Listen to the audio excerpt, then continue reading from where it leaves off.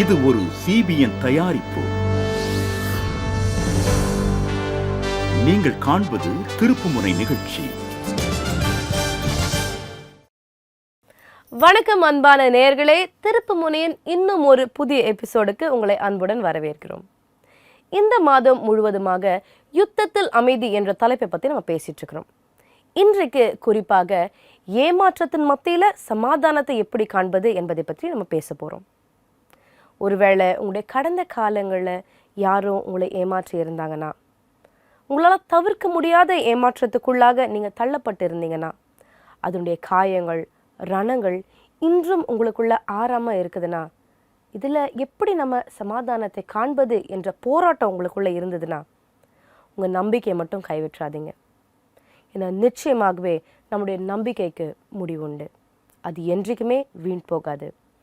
அது இயேசு கிறிஸ்துவினால் மட்டுமே சாத்தியமாகும். அவரால் மட்டுமே இந்த ஏமாற்றத்துலேயும் நமக்கு சமாதானத்தை கண்டிப்பாக கட்டளையிட முடியும். இந்த எபிசோடை நம்ம ஆரம்பிப்பதற்கு முன்பதாக நமக்காக ஒரு இனிமையான பாடல் கான்பூரில் இருக்க CNI குவாயர் பாடுறாங்க. வாங்க கேட்போம்.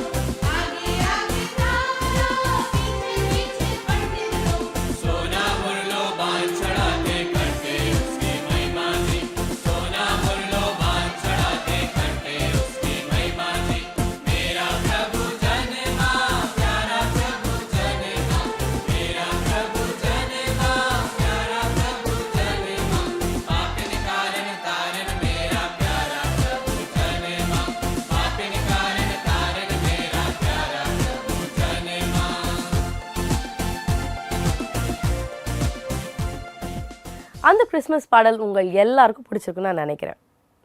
வாழ்க்கையில் ஏமாற்றத்தை சந்தித்த நிறைய பேர் நம்ம சந்திச்சிருக்கலாம். ஆனால் இன்றைக்கு நம்ம மத்தியில் ஒரு சாட்சியை நம்ம பார்க்க போகிறோம்.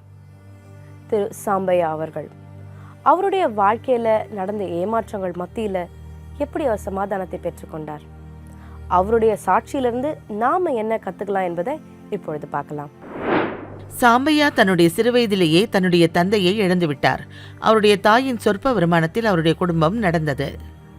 நாங்கள் கிராமத்தில் வசிச்சுக்கிட்டு வரோம். அதனால் என்னால் பள்ளிக்கெல்லாம் போக முடியல. அதனால் நான் என் படிப்பை பாதியிலே நிறுத்திட்டேன். நான் ஒரு விவசாயி, நிலத்தில் வேலை செய்ய ஆரம்பித்தேன். அதனால் மாடுகளில் பாலை கறக்கிற வேலையையும் செஞ்சுக்கிட்டு இருந்தேன். அவ்வளவுதான் என்னுடைய வேலை. சாம்பையாவுக்கு சிறுவயதிலேயே திருமணம் நடந்துவிட்டது. அவருடைய வாழ்க்கை கஷ்டம் நிறைந்ததாக இருந்தது. எனக்கு 1960 வருஷம் திருமணம் நடந்துச்சு. அப்போ எனக்கு சின்ன வயசு தான். 1970 வருஷம் எனக்கு ஒரு பையன் பிறந்தான். அவன் திடீர்னு இறந்துட்டான். அதுக்கப்புறம் எனக்கு 2வது பையன் பிறந்தான். அவனும் கொஞ்ச நாள்ல இறந்துட்டான். 3வது குழந்தை கர்ப்பத்திலேயே இறந்துருச்சு. அதுக்கப்புறம் ஒரு பொண்ணு பிறந்தா. அந்த குழந்தையும் நிறைய பிரச்சனைகளை பார்த்துக்கிட்டே வந்துச்சு. அப்புறம் பால் குடிக்க குடிக்க ஒரு நாள் அதுவும் இறந்துருச்சு. ஒன்றன் பின் ஒன்றாக குழந்தைகளை இழந்த பிறகு சாம்பையாவின் மனைவி மனநல பாதிப்புக்கு ஆளானார். என்னோட மனைவி என்னை பற்றி எப்போவுமே தப்பாக சொல்லிக்கிட்டே இருப்பாங்க. நான் வேலையிலேருந்து திரும்புகிறப்போ அவங்க எனக்கு சாப்பாடு தரமாட்டாங்க. அவங்க என்கிட்ட நீங்கள் யார், எதுக்காக இங்கே வந்தீங்கன்னு கேட்பாங்க. மற்றவங்க இவர் தாம்மா அவனுடைய வீட்டுக்காரரு, நீ இவருக்கு தான் சாப்பாடு செஞ்சு போடணும்னு சொல்லுவாங்க. அதுக்கு அவங்க, இவர் என்னுடைய வீட்டுக்காரர்லாம் கிடையாது, என் புருஷன் ரொம்ப நல்லவன், அவர் எப்போவோ செத்து போயிட்டாரு அப்படின்னு சொல்லுவா. எனக்கு இதெல்லாம் கேட்கும்போது ரொம்ப மனவேதனையாக இருக்கும். இருந்தாலும் என்ன பண்ணுறது, நான் பொறுமையாக தான் இருப்பேன். நாக்பூர்லேருந்து தினமும் ஒரு ரயில் எங்கள் கிராமத்துக்கு வரும். ஒரு நாள் என் மனைவி எனக்கு பின்னாடியே வந்தவங்க ரயிலுக்கு கீழே விழுந்துட்டாங்க. நான் பார்க்குறப்போ என் மனைவி ரயிலுக்கு அடியில் இருந்தாங்க. அப்போது ரயில்வே அதிகாரி பச்சை கொடியை காமிச்சிட்டாரு. ரயில் போயிட்டே இருந்துச்சு. அப்புறம் ரொம்ப கஷ்டப்பட்டு தான் என் மனைவியை அந்த ரயில் ஆக்சிடென்ட்லேருந்து நான் காப்பாற்ற முடிஞ்சது. அன்னைக்கு என் மனைவி எப்படியோ தப்பிச்சிட்டா. அன்றைக்கு சாம்பையாவால் தன்னுடைய மனைவியை காப்பாற்ற முடிந்தது. அதன் பிறகு அவர் தன் மனைவியை வீட்டுக்கு அழைத்துக் கொண்டு சென்றார். பல மாதங்களுக்கு பிறகு அவர் மனைவி மீண்டும் கர்ப்பமானார். அந்த குழந்தையை இழந்து விடுவோமோ என்ற பயம் சாம்பையாவுக்கு ஏற்பட்டது. என்னோட மகன் பிறந்த பிறகு என் மகளுக்கு ஏற்பட்ட நிலையை போல என் மகனுக்கும் ஏற்பட்டுச்சு. அதனால குழந்தைய எடுத்துக்கிட்டு நாங்கள் பல மருத்துவமனைக்கு போனோம். டாக்டர்கிட்ட காட்டினோம். ஆனால் அந்த நிலைமையில எந்த முன்னேற்றமும் இல்லை. ஆனால் தேவனுடைய அனுகிரகத்தின் காரணத்தினால ஒரு சகோதரர் எங்களுக்கு ஒரு நற்செய்தியை சொன்னார். அவர் ஒரு நிறுவனத்தில் வேலை பார்த்துக்கிட்டு இருந்தார். அவர் எங்களுக்கு அந்த நற்செய்தியை சொன்னார். அவருக்கு முன்னாடியும் பலர் எங்ககிட்ட இயேசு கிறிஸ்துவை பற்றி சொல்லியிருக்காங்க. ஆனால் அவர் எங்களுக்கு விளக்கமாக சொன்னார், புரிய வச்சார். அவர் எங்ககிட்ட, உங்கள் குழந்தைங்க இறந்து போயிருக்கலாம், உங்களுடைய மனைவிக்கு புத்தி பெதலிச்சிருக்கலாம், இருந்தாலும் நீங்கள் இங்கே இருக்கிறீங்க, இது தேவனுடைய திட்டம், அதனால் நீங்கள் தேவனை பற்றி அறிஞ்சிக்கணும் அப்படின்னு சொன்னார். நான் ஆண்டவராகிய இயேசு கிறிஸ்துவின் மீது நம்பிக்கையை வச்சேன். மனிதர்கள் மீது நம்பிக்கையை வைக்கிறத விட நான் இப்போ தேவன் மேலே தான் விசுவாசம் வைக்கலான்னு முடிவு பண்ணேன். என்னுடைய பிரச்சனைகளுக்கு தேவன் ஒருவர் தான் தீர்வாக இருக்க முடியும்.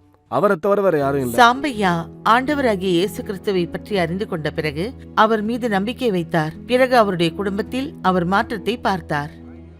ஆண்டவராகிய இயேசு கிறிஸ்து மீது நம்பிக்கை வச்சதுக்கு அப்புறம் எனக்கு சமாதானம் கிடைச்சது.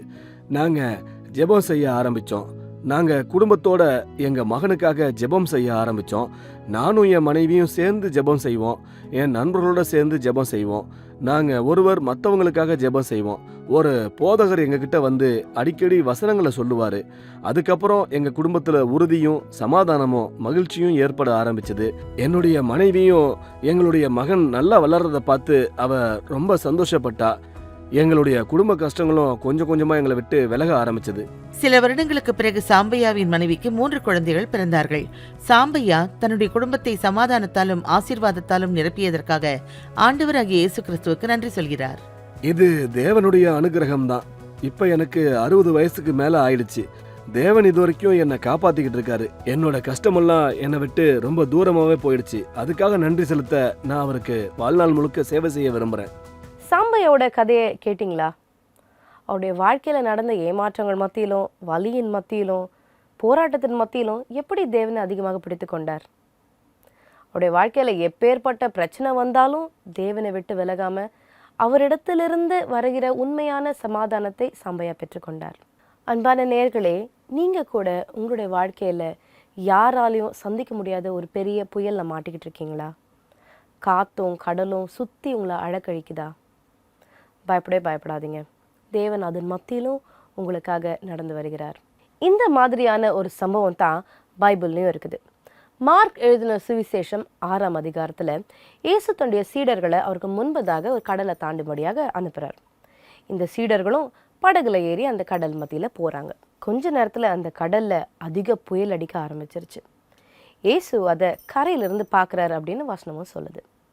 அவங்க கஷ்டப்படுறத பார்த்துட்டு இயேசு அந்த தண்ணி மேலே நடந்து வர்றாரு. கிட்ட வரும்போது அவங்க அது பேயோ ஆவேசமோ என்று பயப்படுறாங்கன்னு வசனம் சொல்லுது. இயேசு என்ன சொல்கிறாரு, பயப்படாதீங்க, அது நான் தான் அப்படின்னு சொல்கிறாரு. அன்பான நேயர்களே, நம்முடைய வாழ்க்கையில் கூட நம்ம சுற்றி இருக்கிற புயல் மத்தியில் நம்மளால் இயேசுவை சரியாக காண முடியலனா கூட இயேசு நமக்காக சொல்கிறது, பயப்படாதீங்க, நான் உங்கள் கூடயே தான் இருக்கிறேன். நம்ம எந்த இடத்துல எப்படி இருந்தாலும் தேவன் நம்மளை பார்த்து கொண்டே தான் இருக்கிறார். சீடர்கள் கடல் மத்தியில் இருந்தால் கூட இயேசு அவர்களை கரையிலிருந்து பார்த்தார். நீங்கள் எந்த நிலையில் இருக்கிறீங்களோ, எப்படிப்பட்ட புயலில் மாட்டிக்கிட்டு இருக்கிறீங்களோ, அதன் மத்தியிலும் தேவன் உங்களை பார்க்கிறார். உங்களுக்காக இப்பொழுது ஒரு வசனத்தை நான் வாசிக்க விரும்புகிறேன். அவர்கள் எல்லாரும் அவரை கண்டு கலக்கமடைந்தார்கள். உடனே அவர் அவர்களோட பேசி, திடன் கொள்ளுங்கள், நான் தான், பயப்படாதிருங்கள் என்று சொல்லி. மார்க் 6:50. இந்த வசனத்தில் இயேசு கிறிஸ்து நமக்கு கூறுவது, பயப்படாதிருங்கள், திடன் கொள்ளுங்கள்னு சொல்கிறாரு. இந்த வசனத்தை proclaim it everyday in your life. நம்முடைய வாழ்க்கைகளை தினசரி டிக்ளேர் பண்ணுங்கள். உங்கள் மீதும் உங்களுடைய குடும்பங்கள் மீதும் இதை டிக்ளேர் பண்ணிக்கிட்டே இருங்க. நம்ம எப்பேற்பட்ட ஏமாற்றத்தை கடந்து வந்தாலுமே தேவன் இயேசு கிறிஸ்து நமக்கு உண்மையுள்ளவராகவே இருக்கிறார். அவருடைய சமாதானத்தை நமக்காக கொடுப்பதற்கு அவர் காத்து கொண்டிருக்கிறார். உங்களுடைய வாழ்க்கையில் அவருக்கு ஒரு சான்ஸ் கொடுத்து பாருங்கள். அவருடைய சமாதானம் எவ்வளவு பெரியது, எவ்வளவு உண்மை உள்ளது என்பதை நாம் பார்க்கலாம். நண்பர்களே, உங்களுக்கு எங்களுடைய ஜெப உதவி தேவைப்பட்டால் you can contact us on our prayer line which is 9910401010. உங்களுக்காக ஜெபிப்பதற்காக நாங்கள் காத்து கொண்டிருக்கிறோம். இப்பொழுது ஒரு சிறிய இடைவேளைக்கான நேரம். இந்த இடைவேளையை தொடர்ந்து நம்முடைய குழந்தைகளும் நாமும் விசேஷமாக கற்றுக்கொள்ள ஒரு ஸ்பெஷல் தொகுப்பு உங்களுக்காக இருக்குது. இணைந்திருங்கள்.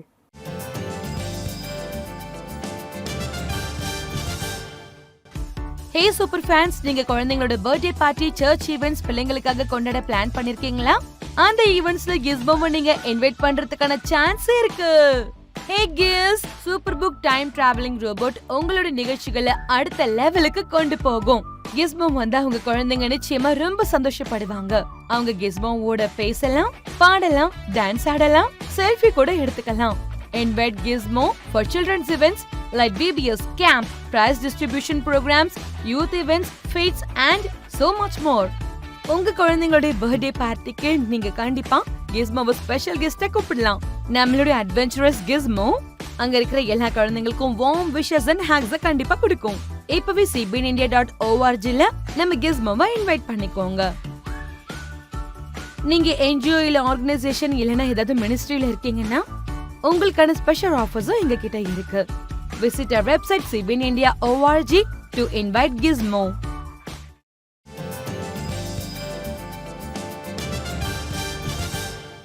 வெல்கம் பேக் நேயர்களே. நம்முடைய திருப்பு முனை நிகழ்ச்சியில் இந்த மாதம் முழுவதுமாக யுத்தத்தில் அமைதியை எப்படி காண்பது என்பதை பற்றி பேசிட்டு இருக்கிறோம். அதில் இன்றைக்கும் ஏமாற்றத்தின் மத்தியிலும் சமாதானத்தை எப்படி பெற்றுக்கொள்வது என்று பற்றி பார்த்துட்டு இருக்கிறோம். நம்ம உத்தரப்பிரதேசத்தில் இருக்கிற காசியாபாத் என்ற ஊரில் அமைந்திருக்கிற செயின்ட் தாமஸ் ஸ்கூலினுடைய பிரின்சிபல் மிஸ்டர் V.K. குரியகோஸ் அவர்களை நாம் இப்போது சந்திக்க போகிறோம். அவர் அந்த பகுதியில் இருக்கிற பிற்படுத்தப்பட்ட குழந்தைகளுக்கு எப்படி எஜுகேஷன் வழங்குறார் என்பதை பார்க்க போகிறோம். அந்த குழந்தைகள் அவருடைய வாழ்க்கையில் நடக்கிற அற்புதங்களும் திருப்பு முனைகளும் நாம் இந்த தொகுப்பில் விசேஷமாக பார்க்க போகிறோம். வாங்க பார்க்கலாம். ஒரு ஆசிரியராகவும் பிரின்சிபலாகவும் ஒரு சண்டே ஸ்கூல் டீச்சராகவும் பணிபுரிந்த 30 வருட அனுபவம் கொண்டவர் இவர் பைபிளுடைய போதனைகளையும் இயேசு கிறிஸ்துவின் உத்வேகத்தையும் பெற்றுக்கொண்ட காரணத்தால் இது எல்லாம் சாத்தியமானது. இணக்கமான சமூக சூழலை உருவாக்கும் விஷயத்தில் அவருடைய அர்ப்பணிப்பு உண்மையிலேயே உத்வேகம் தரக்கூடிய ஒன்றாக இருக்கிறது. இதனுடைய பலன் நிச்சயமாக இணக்கமான சமூக சூழலை உருவாக்கும் என்பது தெள்ளத் தெளிவாகிறது. என்னோட சகோதரி ஒரு டீச்சராக இருந்தாங்க. நான் டீச்சரானு ஆசைப்படுறதுக்கு காரணமே அவங்க தான். நம்ம எல்லாருக்கும் தெரியும். ரொம்ப உயர்ந்த மிகவும் பெரிய டீச்சராக நமக்கு முன்னால் இருப்பவர் நம்ம இயேசு தான். அவர் எல்லாருக்கும் படிப்பினைகளை சொன்னார், எல்லாருக்கும் கற்றுக் கொடுத்தாரு. அவர் கொடுத்த உதாரணங்கள் எல்லாமே அவர் பகுதியை சேர்ந்த உதாரணங்களாக தான் இருந்தது. அந்த உதாரணங்களோடு அவர் பேசியிருக்காரு. பைபிள்ல எல்லாத்தையும் சொல்லி இருக்காரு. மிகவும் சிறியவராகிய என் சகோதரரான இவர்களில் ஒருவனுக்கு நீங்கள் எதை செய்தீர்களோ அதை எனக்கே செய்தீர்கள் அப்படின்னு சொல்லியிருக்காரு. நாம் ஒரு பலவீனமான மனிதனுக்காக, ஒரு குடும்பத்துக்காக, அவங்க குழந்தைகளுடைய கல்விக்காக எதையாவது செஞ்சோம்னா அது தேவனுக்கே நாம செய்யறது மாதிரி.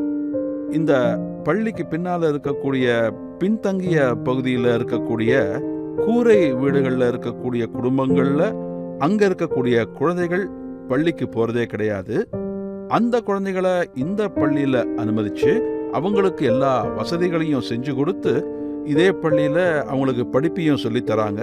நாங்க அவங்களுக்கு உணவு கொடுக்கறோம், அவங்களுக்கு மருத்துவ பரிசோதனை செஞ்சு தரோம், அவங்களுக்கு தேவையான மருத்துவ உதவிகளை நாங்க பண்றோம், அவங்களுடைய பெற்றோர்களை கூப்பிடுறோம். ஒவ்வொரு வருஷமும் அக்டோபர் மாசத்துல அவங்களுக்கான ஆண்டு விழாவை நாங்க நடத்துறோம்.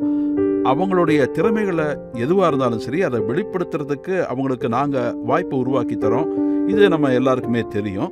எந்த சூழ்நிலையில எந்த காரணத்துக்காக தேவன் தன்னுடைய ஒரே பேரான குமாரனை இயேசுவை இந்த உலகத்திற்கு அனுப்பி வச்சாரோ அது எப்படிப்பட்ட சூழ்நிலையா இருந்தது அப்படின்னு பார்த்தீங்கன்னா, மக்கள் தங்களோட தேவனை மறந்து தங்க இஷ்டப்படி தங்களோட வாழ்க்கையை வாழ்ந்துகிட்டு இருந்தாங்க, பாவங்கள்ல மூழ்கி வாழ்ந்துகிட்டு இருந்தாங்க. இயேசு சொல்லியிருக்காரு, நான் சமாதானம் ஏற்படுவதற்காக, சமாதானம் உண்டாக்குவதற்காக நான் இந்த உலகத்திற்கு வந்திருக்கிறேன் அப்படின்னு சொல்லியிருக்காரு. தனிமனித மற்றும் சமூக சமாதானத்துக்காக, அதோட ஒற்றுமைக்காக. சமூக சமாதானம் அப்படிங்கிறது திறந்த மனசோடு நாம புரிஞ்சுக்கணும் அது என்னன்னு. ஒரு கனிவான அணுகுமுறையோட செயல்பட்டா மட்டுமே அது உண்டாகும். ஒருவர் மற்றவருடைய பிரச்சனைகளை அறிந்து கொள்வது மற்றும் அதை சமாதான முறையில களைந்து அதை முன்னேற்ற பாதையில கொண்டு செல்வது, இதுதான் மிக முக்கியமான ஒண்ணா இருக்கு.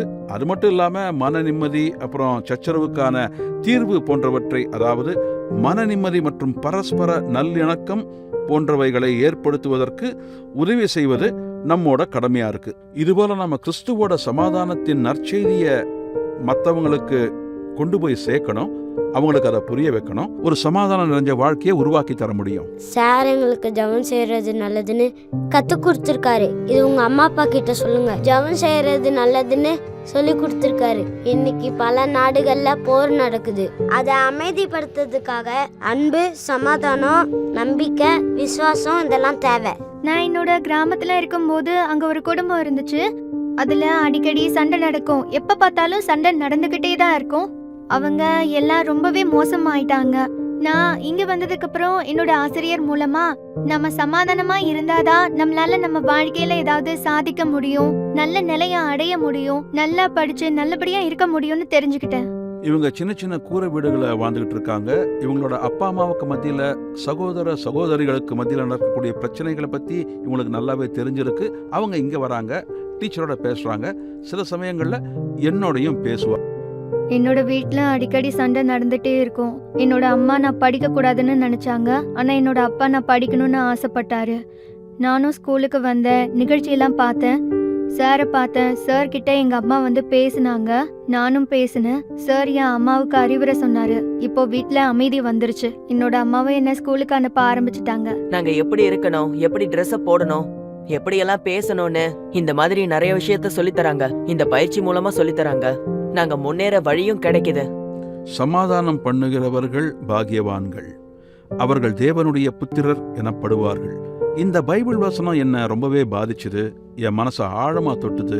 நான் மற்றவங்களுக்கு புரிய வைக்க முயற்சி செய்யும் போது, நான் ஒரு தீர்வை ஏற்படுத்த முயற்சி செய்யும் போது, மற்றவங்களிடையே சமாதானத்தை கொண்டு வர நினைக்கும் போது, அதாவது பெற்றோர்கள் மற்றும் ஆசிரியருக்கு மத்தியில, குழந்தைகள் மற்றும் குழந்தைகளுக்கு மத்தியில, ஆசிரியர்கள் மற்றும் ஆசிரியர்களுக்கு மத்தியில ஏதாவது கருத்து வேறுபாடுகள் இருந்தா அதில் சமாதானம் ஏற்படுவதற்கு நான் கிறிஸ்துவ கோட்பாடுகளை பயன்படுத்தி சமாதானம் ஏற்படுத்த முயற்சிக்கிறேன். Mister V.K. குரியகோஸ் செய்து கொண்டு வந்திருக்கிற இந்த ஆக்டிவிட்டீஸ்லாம் எவ்வளவு குழந்தைகளோட வாழ்க்கைகள் மாறுது இல்லையா? இந்த குழந்தைகளெல்லாம் பெருசான உடனே நிச்சயமாக ஒரு நல்ல சிட்டிசனாக நம்ம நாட்டில் இருப்பாங்க என்பதற்கு சந்தேகமே இல்லை. நாம கூட இந்த மாதிரியான சேவைகளில் தேவனுடைய நாம மகிமைக்காக ஈடுபடலாம். தேவனுடைய சமாதானம் இதன் மூலமாக நமக்கு மட்டும் இல்லாமல் நம்ம சுற்றி இருக்கிறவர்களுக்கும் கிடைக்கும். இப்பொழுது ஒரு சிறிய இடைவேளைக்கான நேரம். ஆனால் அதுக்கு முன்னாடி இந்த மாதிரியான வீடியோஸை நீங்கள் பார்க்கணுன்னு விரும்புனீங்கன்னா எங்களுடைய யூடியூப் சேனலை நீங்கள் விசிட் பண்ணலாம். இப்போது திருப்புமுனை எபிசோடில் ஒரு சின்ன இடைவேளைக்கான நேரம். இந்த இடைவேளையை தொடர்ந்து உங்களுக்காக நான் ஒரு சிறிய ஜெபத்தை ஏறெடுக்க போகிறேன். அதோட ஒரு பஞ்சாபி பாடலை நம்ம பார்க்க போகிறோம். இணைந்திருங்கள்.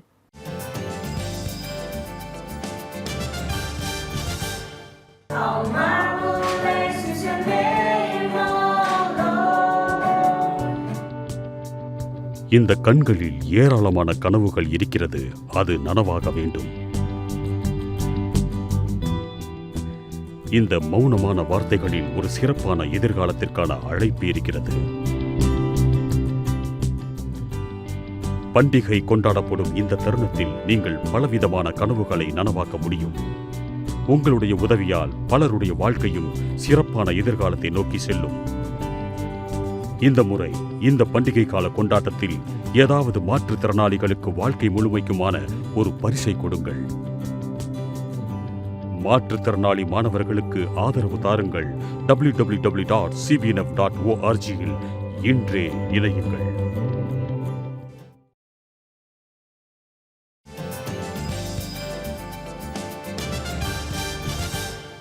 வெல்கம் பேக் நண்பர்களே. திருப்புமுனையின் இந்த எபிசோடில் யுத்தத்தின் மத்தியில் அமைதியின் கீழே, ஏமாற்றத்தின் மத்தியிலும் சமாதானத்தை எப்படி நாம் காண்பது என்பதை பற்றி பேசிகிட்டு இருக்கிறோம். நேர்களே, நீங்கள் உங்களுடைய வாழ்க்கையில் ஏமாற்றத்தை சந்திச்சிருந்தீங்கன்னா அதனால் உங்களுக்கு வலிகள் ஏற்பட்டு இருக்குதா? அதனால் இன்னும் அதிகமான கோபம் வந்திருக்குதா?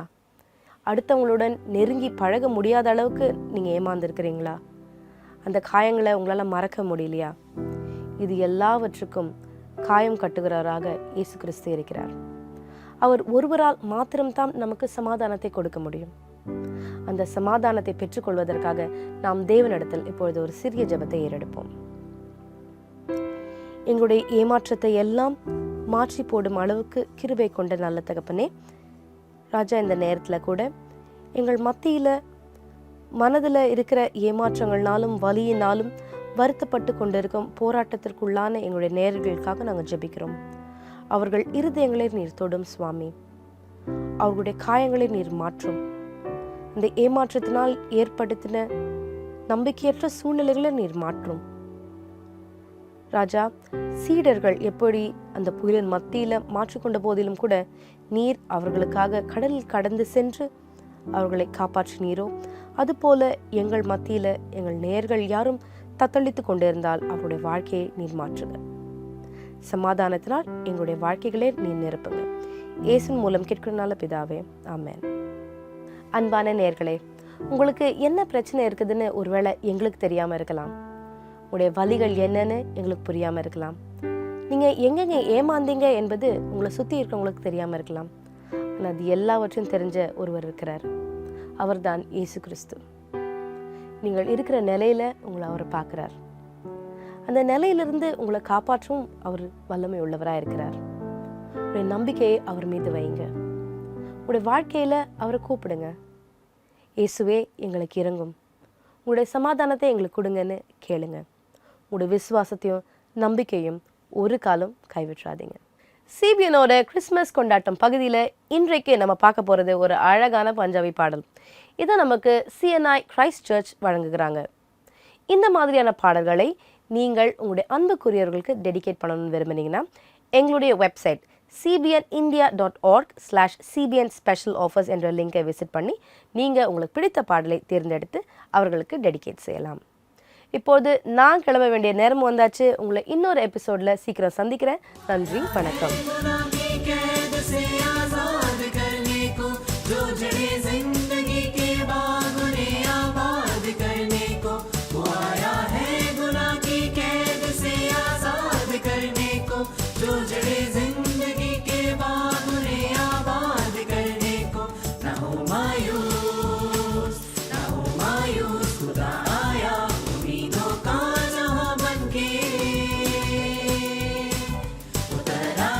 जहां में आज खुदा